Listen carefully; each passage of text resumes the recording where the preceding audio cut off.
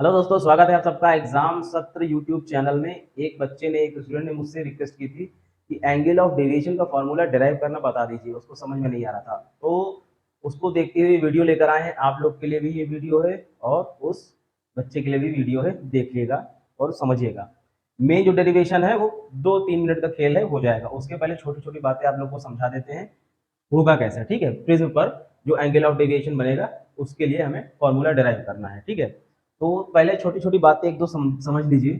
मान लीजिए ये एक कोई ग्लास का स्लैब है, ये ठीक है, ये कोई ग्लास का स्लैब है। ठीक है, ये स्लैब है, इसकी डेंसिटी, ये मान लीजिए एक मीडियम है, कोई ये ग्लास का स्लैब है, ये कोई सेकंड मीडियम है। ठीक है, तो ये जो है ये डेंसर मीडियम है। डेंसर मीडियम और रेयरर मीडियम मतलब होता है कि जहां पर रे बहुत जितनी अच्छे फ्रीली तरीके से अगर इंसिडेंट हो रही, चल पा रही है, जितना ज्यादा, जितना फ्री होकर, जैसे वैक्यूम में रे जो है बहुत अच्छी तरह से ट्रेवल करेगी, तो उसका जो उसकी डेंसिटी है उसकी कम होगी। अगर ग्लास में कोई रे ट्रेवल कर रही है ग्लास के मीडियम से होके, तो उसका मीडियम डेंसर है, तो वहां पर दूसरे तरीके से ट्रेवल करेगी, वहां पर उतनी तेजी से ट्रेवल नहीं कर पाएगी। ठीक है, तो मान लीजिए ये फर्स्ट मीडियम है, ये सेकंड मीडियम, ये कोई ग्लास का स्लैब है, मान लेते हैं ग्लास का स्लैब है कोई। ठीक है, ये नॉर्मल पोजीशन है। ठीक है, ये परपेंडिकुलर जो होती है नॉर्मल पोजीशन है। मान लीजिए कोई रे आती है इस स्लैब की तरफ, यहां से एंटर करती है। ठीक है, ये हमारा रेयरर मीडियम है। रेयरर मीडियम, ये हमारा डेंसर मीडियम है। ठीक है, डेंसर मीडियम है। तो यहां से जो रे आ रही है इसको बोलते हैं incident ray. Incident incident ray बोलते हैं। और जो नॉर्मल के साथ जो जिस एंगल पर आ रहे हैं इसको बोलेंगे इंसिडेंट एंगल। आई से डिनोट करते हैं, ये हो जाएगा इंसिडेंट एंगल। ठीक है, अब इस मीडियम में जब एंटर करेगी रे, तो देखो, अगर रेयर से डेंसर की तरफ ये रे, मान लीजिए अगर इसको सीधे आना होता, ये ऐसे आती, इस पाथ पर आती, लेकिन रेयर मीडियम से जब डेंसर मीडियम की तरफ आएगी तो ये अपने पास से थोड़ा सा बेंड हो जाएगी। ठीक है, अपने पास से थोड़ा सा बेंड हो जाएगी, ये आएगी इधर की तरफ, इधर की तरफ आएगी। ठीक, इधर की तरफ। यही अगर ये डेंसर मीडियम होता, ये रेयर मीडियम होती, तो यहाँ पर ये नॉर्मल पोजीशन थी जहां जिसको रे को आना था, तो ये इधर की तरफ बेंड होती। मतलब कि अगर हम रेयर मीडियम से डेंसर में एंटर कर रहे हैं, जा रहे हैं, तो हमारा नॉर्मल पोजीशन की तरफ रे बेंड होगी। ठीक है, ये नॉर्मल पोजीशन है, इस नॉर्मल पोजीशन की तरफ रे बेंड होगी। अगर हम डेंसर से रेयर की तरफ आ रहे हैं तो नॉर्मल पोजीशन से एंगल उतना ही बड़ा होगा, यानी कि रे नॉर्मल पोजीशन से उतना ही दूर जाएगी। ठीक है, तो ये जो रे है इसको बोलते हैं यहां से इंसिडेंट रे, और यहां पर ये जो रे आएगी इसको बोलते हैं रिफ्रैक्टेड रे। इसको बोलेंगे रिफ्रैक्टेड रे। ये फर्स्ट मीडियम से सेकंड मीडियम में एंटर की। अब जब सेकंड मीडियम से थर्ड मीडियम में जब वापस जब निकलेगी तो ये फिर से उसी पोजीशन में, जैसे ये आ रही थी उसी डायरेक्शन में, उसी एंगल के साथ जाएगी। ठीक है, तो यानी कि अगर इसकी नॉर्मल पोजीशन मान लीजिए ये है, तो ये एंगल जो हो जाएगा हमारा, ये हो जाएगा, ये इसको बोलेंगे इमरजेंट इमरजेंट रे। यहां से जो चली इंसिडेंट रे, यहां पर जो आई इस रे को बोलेंगे रिफ्रैक्टेड रे, और यहां से जो निकल गई वापस उसी मीडियम में, इसको बोलेंगे इमरजेंट रे। इस एंगल को बोलते हैं ई, इमरजेंट रे। ठीक है, ये नॉर्मल के साथ एंगल बनाएगा, जो उसको डिनोट करते हैं ई से, इमरजेंट एंगल। ठीक है, ई। ठीक है, इंसिडेंट रे, रिफ्रैक्टेड रे और इमरजेंट रे, ये हो गया कॉन्सेप्ट। ठीक है, इसी कॉन्सेप्ट के जरिए ये फिगर समझ में आप लोग को आएगा। ठीक है, ये एक है प्रिज्म। क्या है? प्रिज्म। ये एक है प्रिज्म। ठीक है, इसका एक ये सरफेस है ए बी, एक एसी सरफेस है, एक बीसी सरफेस है। ठीक है, इस प्रिज्म की नॉर्मल पोजीशन जो परपेंडिकुलर से होती है, ये इसका नाम दे दो चाहो तो पी क्यू दे दो, पी क्यू, और आर और एस नाम दे दो। ठीक है, पी क्यू जो है नॉर्मल पोजीशन है, जो इसमें ये वाली थी नॉर्मल पोजीशन, परपेंडिकुलर वाली जो होती है। ठीक है, और इस सरफेस पर नॉर्मल पोजीशन आर एस है। ठीक है, एक रे आती है इंसिडेंट रे, ये रे आती है नॉर्मल पोजीशन से आई एंगल पर। ठीक है, आई एंगल पर आती है, और ये सेकंड मीडियम, भाई ये प्रिज्म है तो ये सेकंड मीडियम होगा, ये फर्स्ट मीडियम होगा, फर्स्ट मीडियम से सेकंड मीडियम में एंटर करती है, तो ये नॉर्मल से थोड़ा सा बेंड हो जाती है, नॉर्मल से थोड़ा सा बेंड हो जाती है। मैंने बोला कि अगर रेयर मीडियम से डेंसर मीडियम में जा रही है तो नॉर्मल पोजीशन की तरफ थोड़ा बेंड होगी, यानी कि एंगल छोटा बनेगा। अगर डेंसर मीडियम से रेयर की तरफ जा रही है तो ये नॉर्मल पोजीशन के साथ एंगल उतना ही बड़ा होता जाता है। ये चीज है। ठीक है, तो ये रे आई, इसको जाना था इधर। ठीक है। लेकिन डेंसर मीडियम में जैसे ही गई ये नॉर्मल पोजीशन की तरफ बेंड हो गई, ये जाना था यहाँ चली गई ऐसे, ठीक है, क्योंकि डेंसर मीडियम में एंटर की है, ठीक है। तो यहां से तो ये इंसिडेंट रे हो गई, इसको रिफ्रैक्टेड रे बोलेंगे। अब यहां से वापस उसी मीडियम में चली गई, ठीक है, वापस उसी मीडियम में जाएगी। देखो ये क्या है, ये नॉर्मल पोजीशन है, ये है नॉर्मल पोजीशन, ठीक है, ये नॉर्मल पोजीशन है। और यहां से ये इधर की तरफ बेंड हो गई। जो हमारा ये नॉर्मल के साथ जो एंगल होगा इस रे का वो होगा ई, और इस रे को यहाँ पर बोलेंगे इमर्जेंट रे, यहाँ पर बोले थे इमर्जेंट रे, ठीक है, वापस निकल कर उसी मीडियम में अगर जाएगी, ठीक है, इसको बोलेंगे इमर्जेंट रे। और ये जो नॉर्मल के साथ एंगल बनेगा उसको बोलेंगे इमर्जेंट एंगल, ठीक है, ई से डिनोट कर देते हैं। और ये इंसिडेंट एंगल जो है आई से डिनोट कर देते हैं। तो हमारे पास ये फिगर बना है, ठीक है। तो ये जो नॉर्मल है इसको आगे तक बढ़ा दिया, ये नॉर्मल है यहाँ तक बढ़ा दिया। ये जो रे चली थी ये अगर सीधे इसी डायरेक्शन इसी पोजीशन में जाती, इसी डायरेक्शन में जाती तो कहाँ तक जाती, उसको मैंने आगे तक बढ़ा दिया है। और ये रे है, ये अगर इधर पोजीशन में होती इसको मैंने बढ़ा दिया है, ठीक है। तो जब दोनों रे को पीछे की तरफ बढ़ाएंगे उसको, तो ये जो एंगल क्रिएट होगा इसको बोलते हैं क्या, एंगल ऑफ डेविएशन। यही होता है एंगल ऑफ डेविएशन, इसी का फॉर्मूला हमें निकालना है। ये क्या होता है, ये हमारे पास है एक एंगल ए। तो एंगल ऑफ डेविएशन जो हमें प्रूव करना है क्या हो जाएगा, D equal to I plus E minus angle A. ये हमें प्रूव करना है, ये हमें प्रूव करना है, ठीक है, ये हमें प्रूव करना है।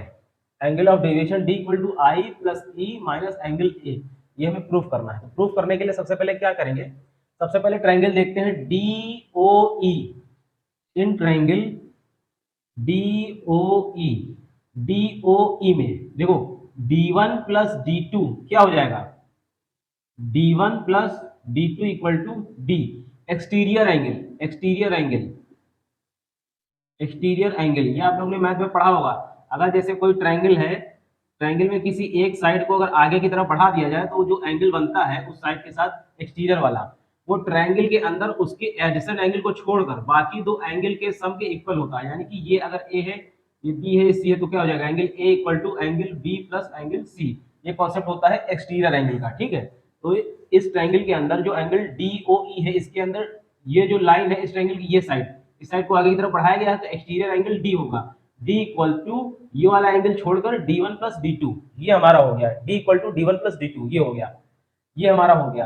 अब D1 और D2 की जगह क्या लिख सकते हैं हम लोग, देखो D1 की जगह क्या लिख सकते हैं, क्या हो जाएगा, D1 plus R1 equal to आई के इक्वल होगा, क्योंकि एक ये PQ है और एक ये रे है, ये दोनों स्ट्रेट लाइन है, ये दोनों आपस में कट कर रही है, तो क्या हो जाएगा, वर्टिकली अपोजिट एंगल। तो एंगल आई किसके इक्वल होगा, D1 प्लस R1 के, क्योंकि ये पूरा एंगल जो है, ये पूरा एंगल इस आई एंगल के इक्वल है। I equal to D1 plus R1, I equal to D1 plus R1। यहां से अगर हम D1 की वैल्यू निकाल ले, D1 इक्वल टू क्या हो जाएगा, आई माइनस R1, ठीक है, D1 equal to I minus R1। इसी तरह D2 इक्वल टू निकालेंगे, D2 equal to E minus R2 हो जाएगा, इसी तरह निकल जाएगा, D2 equal to E minus R2 हो जाएगा। अब D1 और D2 की वैल्यू हम इस इक्वेशन में रख दें, इस इक्वेशन में रख दें, इसको मान लेते हैं इक्वेशन फर्स्ट।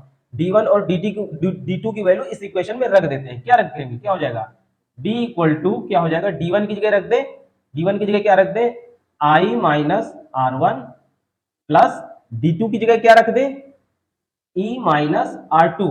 अब एक काम करें, I E को एक साथ ले ले, R1 R2 को एक साथ ले ले, कोई दिक्कत, समझने में आसानी होगी। D equal to I plus E एक ब्रैकेट में कर दिया, माइनस R1 प्लस R2 ये एक ब्रैकेट में। अब क्योंकि दोनों माइनस है तो ब्रैकेट में लेके उसके आगे प्लस लगा दिया, इसीलिए दोनों प्लस के हो गए, ठीक है, ब्रैकेट खुलेगा अपने आप अपने माइनस हो जाएंगे, इसीलिए इस कॉन्सेप्ट से कर दिया हमने, ठीक है। तो ये इसको मान लेते हैं इक्वेशन सेकंड मान लेते हैं, इक्वेशन सेकंड, ठीक है, ये इक्वेशन सेकंड हो गई। अब एक काम करते हैं, एक हमको क्वाड्रिलेटरल दिख रहा है ADFE, क्वाड्रिलेटरल कौन सा, ADFE। इन क्वाड्रिलेटरल कौन सा, ADFE, ADFE। चारों एंगल का सम कितना होता है, 360 होता है, यानी कि angle A plus angle D, ये पूरा पूरा कितना हो जाएगा, क्योंकि ये नॉर्मल है तो ये पूरा हो जाएगा 90 डिग्री, यानी कि angle A plus 90 degree plus इसको मैंने थीटा माना है, थीटा प्लस ये भी नॉर्मल है तो ये भी कितना हो जाएगा, ये भी हमारा हो जाएगा 90 degree plus angle A plus 90 theta plus 90 हो गया, angle A plus 90 plus theta plus 90 हो गया, ये कितना होगा 360 होगा। यहां से angle A plus theta equal to 360 minus 180, 90 plus 90 180 हो जाएगा, तो angle A plus theta equal to 180, इसको इक्वेशन थर्ड मान लेते हैं। ये हमारा हो गया angle A plus theta equal to 180। पहले इस ट्रायंगल पे काम किया, फिर ये क्वाड्रिलेटरल पे काम किया, अब ये देखते हैं एक triangle D F E. In triangle D F E, इसमें देखो क्या हो जाएगा, R1 plus R2 plus theta equal to 180। Simple, किसी ट्रायंगल के अंदर के जो एंगल है उनको अगर सम करेंगे तो 180 होता है, तो क्या हो जाएगा R1 plus R2 plus theta equal to 180। Simple. अब देखो इसको इक्वेशन मान लेते हैं, थर्ड हो गई, इसको फोर्थ मान लेते हैं। अब देखो थर्ड और फोर्थ में राइट हैंड साइड 180 180 है, तो लेफ्ट हैंड साइड अपने आप इक्वल होगा। अगर राइट हैंड साइड दोनों इक्वल हैं तो लेफ्ट हैंड साइड अपने आप ऑटोमेटिकली इक्वल होगा, तो इसको इक्वल कर दें। Angle A plus theta equal to R1 plus R2 plus theta, theta theta cancel out हो जाएगा। एंगल ए इक्वल टू क्या हो गया R1 प्लस R2। अब यहां पर angle A equal to R1 plus R2 है, एंगल ए की वैल्यू उठाकर हम रख दे कहां पर, इक्वेशन सेकंड में। Put the value of angle A in equation second, second में रख दे, तो यहां पर क्या हो जाएगा d equal to I plus E minus R1 plus R2 की जगह क्या रख दे angle A, angle A. Simple, यही मैं प्रूफ करना था, कहां गया, ये है d equal to I plus E minus angle A, ये है, ये ब्रैकेट लगा देना, सिंपल, ठीक है। तो ये हमारा प्रूफ हो गया। ये है एंगल ऑफ डेविएशन का डेरिवेशन, जो कि हमसे रिक्वेस्ट की गई थी समझाने के लिए, ये है, ठीक है। प्रिज्म पर जब कोई रे पड़ती है तो उसमें एंगल ऑफ डेविएशन जो क्रिएट होता है वो क्या होगा, उसका डेरिवेशन है। सबसे पहले मैंने क्या किया, सबसे पहले ये वाला ट्रायंगल मैंने इस पर काम किया, इसमें जो डी है एंगल ऑफ डेविएशन वो d1 प्लस d2 के एक्सटीरियर एंगल के कॉन्सेप्ट से मैंने इक्वल कर दिया, ठीक है। इस ट्रायंगल पे काम किया, यहां से d1 की वैल्यू d2 की वैल्यू i और e की फॉर्म में हमने निकाल लिया, d1 की वैल्यू और dt की वैल्यू i और e की फॉर्म में हमने निकाल लिया, ठीक है। अब काम करेंगे क्वाड्रिलेटरल ADFE में, i और e का को लाना जरूरी था, i और e लाते नहीं तो हमारे इस फॉर्मूले को, इसको कैसे प्रूफ करते, इसीलिए हम i और e को लाए, यहां पर लाना जरूरी था, नहीं तो प्रूफ नहीं होता। इसीलिए i और e को लाए, यहां से d1 और d2 की वैल्यू निकालिए। अब इस क्वाड्रिलेटरल पे काम किया मैंने, ये एंगल प्लस ये तो 90 होगा ना, ये नॉर्मल है, ये तो पूरा 90 होगा, ये एंगल ए प्लस ये 90 प्लस थीटा प्लस ये 90, ये भी नॉर्मल है तो ये भी 90 होगा, 90 इक्वल टू 360। यहां से angle A plus theta equal to 180 निकाल लिया। अब नीचे जो ट्रायंगल बना इस पर काम करेंगे, R1 plus R2 plus theta equal to 180। अब यहाँ 180 इक्वल था तो लेफ्ट हैंड साइड भी हमारा इक्वल होगा, इक्वल कर दिया, theta theta cancel out, A equal to R1 plus R2, A equal to R1 plus R2, यानी कि जो ए एंगल है ये R1 प्लस R2 के इक्वल होगा। तो यही हमने इक्वेशन सेकंड में उठा के R1 प्लस R2 की जगह एंगल ए रख दिया, तो क्या हो जाएगा angle of deviation equal to I plus E, इन दोनों का सम करके उसमें से एंगल ए माइनस कर देंगे, वही हो जाएगा हमारा angle of deviation. I hope आप लोग को समझ में आया होगा, मैंने कोशिश की है अच्छे से समझाने की, नहीं समझ में आया दोबारा से देखिएगा, समझ में जरूर आ जाएगा, मेरा दोस्त को पसीना निकल आया है।